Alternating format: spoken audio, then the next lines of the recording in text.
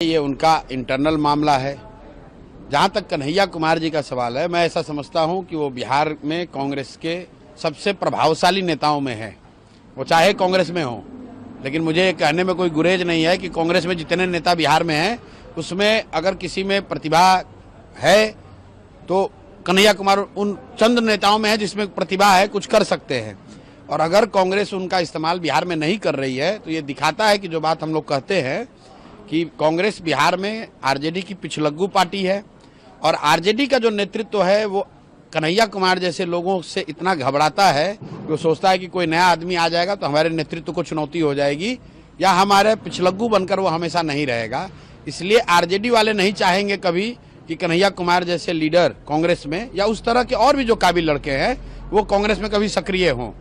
भाई, जब गाड़ी पर आप प्रोग्राम कर रहे हैं, जो वीडियो हम लोगों ने देखा है उसमें तो बीसीओ लीडर खड़े हैं, उसमें कन्हैया कुमार भी हो सकते थे। तो सीधा दिखाता है कि आरजेडी का नेतृत्व, उन्होंने ये कहा होगा कि भाई कन्हैया कुमार इस पर नहीं रहने चाहिए। इसीलिए कांग्रेस वाले अपने नेता को, जो सीडब्ल्यूसी में आमंत्रित सदस्य हैं कन्हैया कुमार, यात्रा निकाल रहे थे बिहार। भाई सीडब्ल्यूसी में आमंत्रित सदस्य हैं, सीडब्ल्यूसी के मेंबर को आप नहीं चढ़ने दे रहे हैं। तो ये कांग्रेस की स्थिति को बताता है और इस बात को कहीं न कहीं प्रमाणित करता है जो हम लोग कहते हैं कि कम से कम बिहार के नजरिए से कांग्रेस का कोई वजूद नहीं है, कांग्रेस का कोई अस्तित्व नहीं है। ये बिहार में आरजेडी का पिछलग्गू पार्टी है। जो लालू जी या राजद का नेतृत्व तय करता है, कांग्रेस वाले बिहार में वही करते हैं। वोटर आईडी वाला काम चल रहा है, क्या कहेंगे इसके बारे में आप? भाई,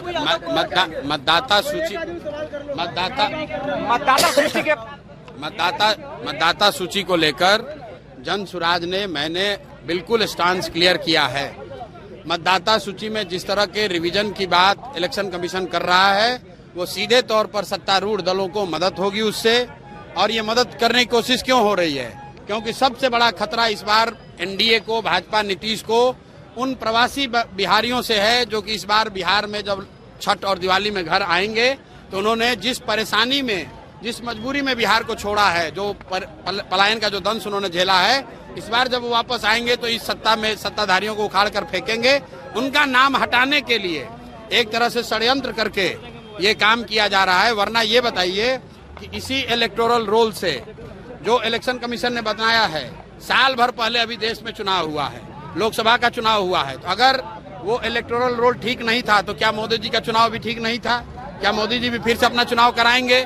और अगर आप ये कहते हैं कि इलेक्टोरल रोल के बाद अगर कुछ लोग उसमें गलत जुड़ गए तो सर बाहर का घुसपैठिया आ गया, तो बताओ एक साल में यहाँ सरकार किसकी है?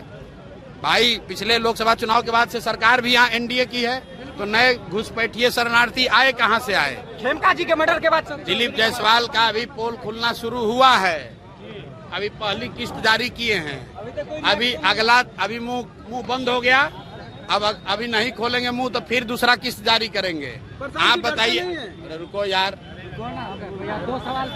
चाल चरित्र चेहरा की बात करने वाली भाजपा, उसका अध्यक्ष दिलीप जायसवाल, उसने सरेआम 25 साल से एक मेडिकल कॉलेज कब्जा कर रखा है।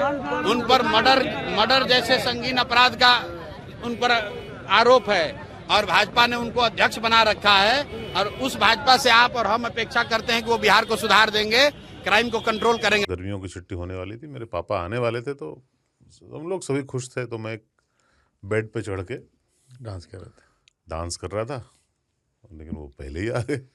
फ्रीज तो मैं उस समय तो कंटिन्यू नहीं कर सकता था ना, तो फ्रीज फ्रेम टाइप का हो कसम गया। पैदा कर